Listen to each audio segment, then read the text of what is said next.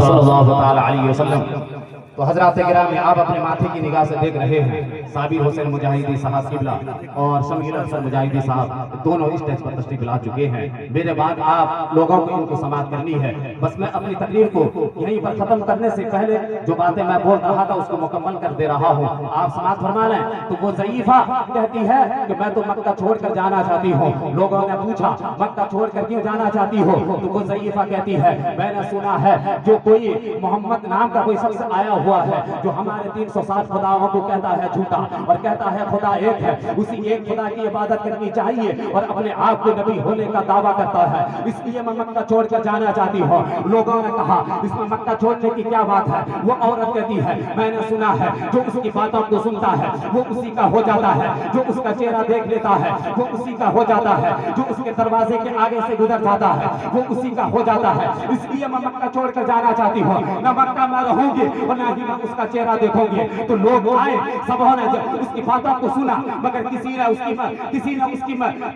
کی مدد نہ کی. تو لوگ آئے اور چلے گئے. جب سے دوپہر صبح سے بیٹھے دوپہر کا وقت صبح سے بیٹھے دوپہر کا وقت آ گیا. جب دوپہر ڈھلنے لگی تو ایسے عالم میں اسی راستے سے میرے اور آپ کے آقا صلی اللہ تعالی علیہ وسلم چلے آ رہے ہیں. جیسے ہی میرے آقا کی نگاہ اس ضعیفہ کے اوپر پڑتی ہے آقا فرماتے ہیں یہ ضعیفہ یہاں کیسے بیٹھی ہو؟ وہ ضعیفہ کہتی ہے میں نے سنا ہے کوئی محمد نام کا کوئی شخص آیا ہوا ہے جو ہمارے 360 خداؤں کو کہتا ہے جھوٹا اور کہتا ہے خدا ایک ہے، اسی ایک خدا کی عبادت کرنی چاہیے اور اپنے آپ کو نبی ہونے کا دعویٰ کرتا ہے. اس لیے میں مکہ چھوڑ کر جانا چاہتی ہوں. نبی فرماتے ہیں اس میں مکہ چھوڑنے کی کیا بات ہے؟ وہ ضعیفہ کہتی ہے میں نے سنا ہے کہ جو اس کی باتوں کو سنتا ہے وہ اسی کا ہو جاتا ہے، جو اس کا چہرہ دیکھ لیتا ہے وہ اسی کا ہو جاتا ہے، جو اس کے دروازے کے آگے سے گزر جاتا ہے وہ اسی کا ہو جاتا ہے. اور میں نے یہ بھی سنا ہے کہ وہ بہت بڑا جادوگر ہے.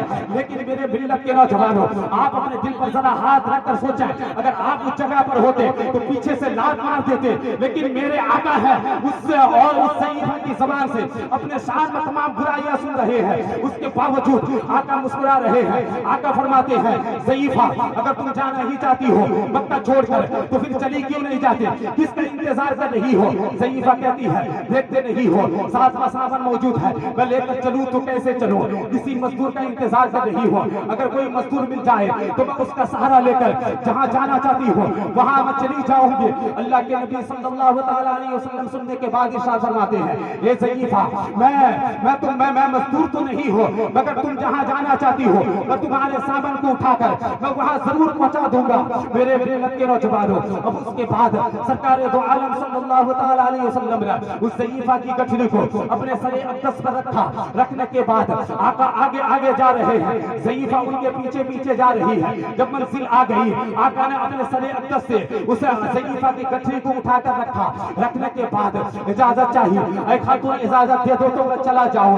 وہ عورت کہتی ہے جانے سے پہلے اپنا نام بتا کر جا، جانے سے پہلے اپنا چہرہ دکھا کر جا. اللہ کے نبی ارشاد فرماتے ہیں اے ضعیفہ میں اپنا نام بتاؤں گا تجھے تکلیف ہوگی، میں اپنا چہرہ دکھاؤں گا تجھے تکلیف ہوگی. ضعیفہ کہتی ہے ارے کیسی باتیں کر رہے ہو؟ جہاں بھائی کام نہ آیا، جہاں بھتیجا کام نہ آیا، جہاں پڑوسی کام نہ آیا، جہاں رشتہ دار کام نہ آیا، جہاں چچا کام نہ آیا، جہاں خاندان والے کام نہ آئے اور تو نے میرے سامان کو اٹھا کر مجھے منزل تک پہنچایا ہے. کہ تیرا نام سن کر مجھے تکلیف ہوگی، کہ تیرا چہرہ دیکھ کر مجھے تکلیف ہوگی. میں جانے نہیں دوں گی، جانے سے پہلے اپنا نام بتا کر جا، اپنا چہرہ دکھا کر جا.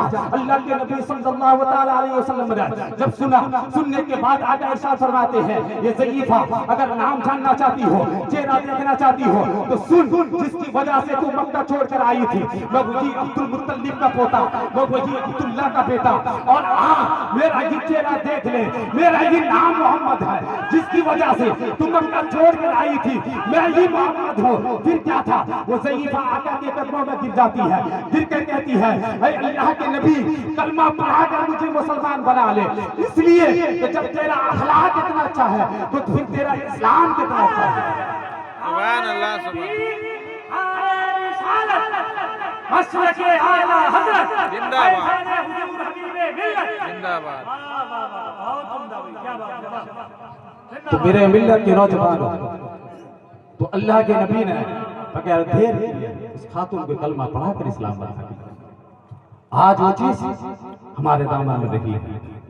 آج پڑوسی پڑوسی کا نہیں, بھائی بھائی کا نہیں, رشتہ دار کا نہیں. آج ضرورت ہے سرکار دو عالم صلی اللہ تعالیٰ علیہ وسلم کی زندگی کو اپنانے.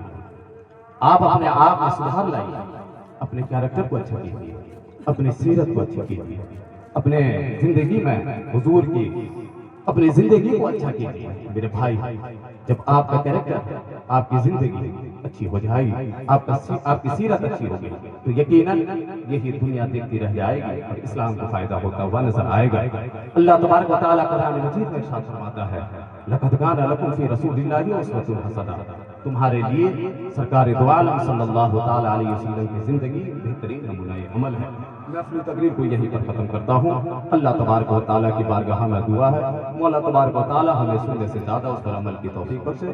وما علینا الا البلاغ. السلام علیکم ورحمۃ اللہ وبرکاتہ.